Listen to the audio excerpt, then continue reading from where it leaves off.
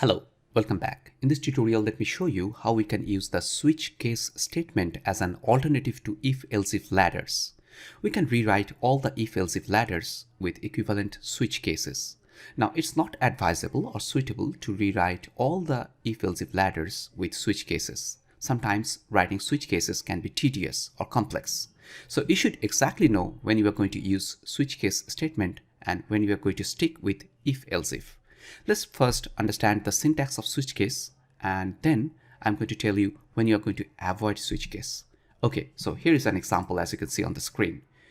Now this particular program, when executed, will ask for a number, and it reads the number in the variable n. Then it goes on comparing the number that is kept in n with some constant. If the value of n is 1, then it's printing only1, and if the value of n is 2, is actually going to print TWO2, and when n is 3, it's printing THRW3.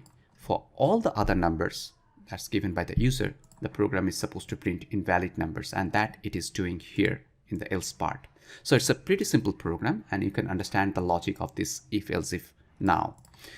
Now, I'm going to rewrite this using switch case. Now, you can see that we are doing equality-based comparison, and that's important. Okay, so we are actually comparing the content of n, whether that is equal with some constant or not. So this is the suitable situation when we can use switch case. So let me rewrite this. I'll just delete, and here we go with the switch case. We need to write the keyword switch. Then within the parentheses, you should write the variable n that you want to compare with some constant. We want to compare whether n equals with some constants or not.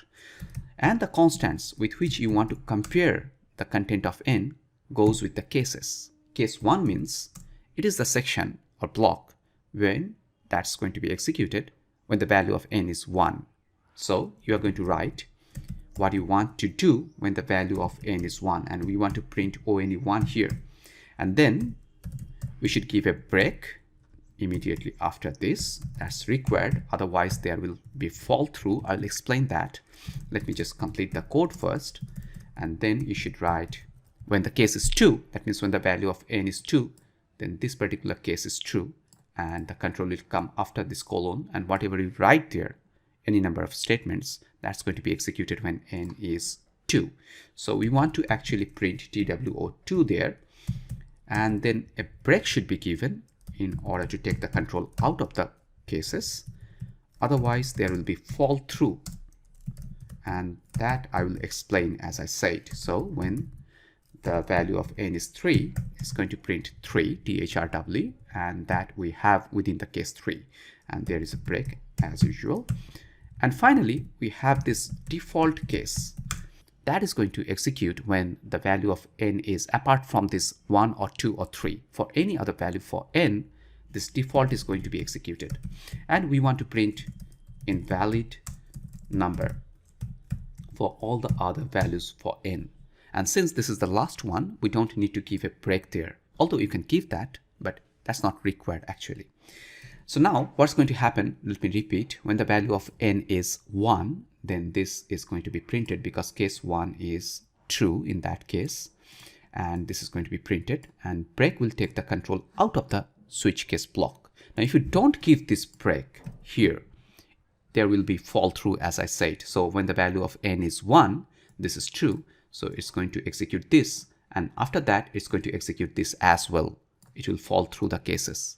So if you have a common task for 1 and 2, then you can just avoid that. You can just avoid the break there, and you can just write this like this. So for 1, when the value of n is 1, it's going to print 2. When the value of n is 2, it's also going to print 2. So if you have some task like that, you can avoid the break in between.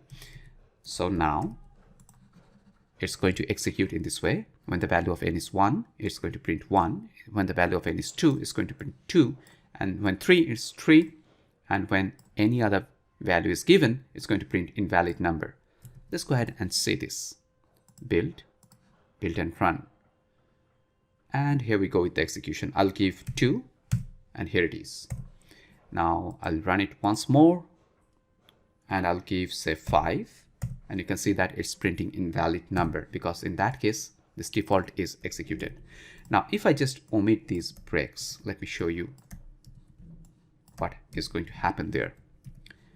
Now, if I give 1, it's going to print 1, then 2, then 3, then invalid numbers. All the printfs are going to be executed. Okay. And if I give 2, it will start from 2. So I'll give 1, and you can see that 1, 2, 3, and invalid number all gets executed. Okay, so giving a break is reasonable. Now, you just don't need to be sequential. Okay, you can give the cases in any order. You can put the cases, case 1 here after case 2, and you can give the case 3 at the beginning here. Oops. Or you can even give the case default at the beginning. Doesn't matter. But if you're giving the case default at the beginning, you should give a break here, because that's now is the first case, right?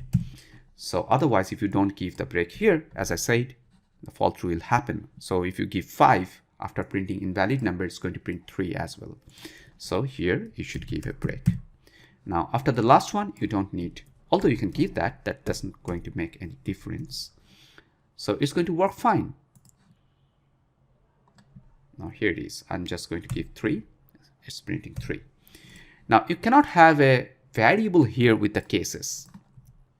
So you have declared this I, and you have initialized I with 3, and you're doing something like this. That's not going to happen. The compiler is going to flag error in this case.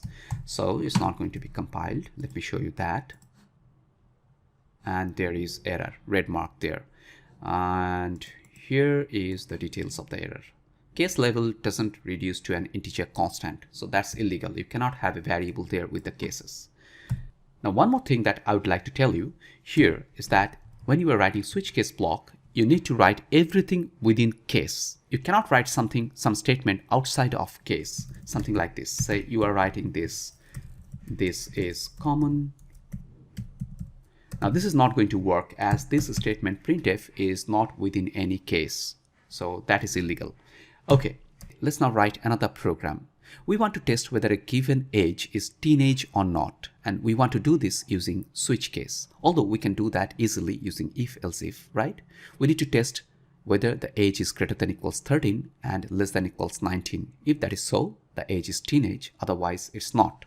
So instead of writing that using if-else, we want to write that using switch case. So enter your age, that's the thing. We need to declare the variable age there, and then we need to write switch age. We need to switch the age.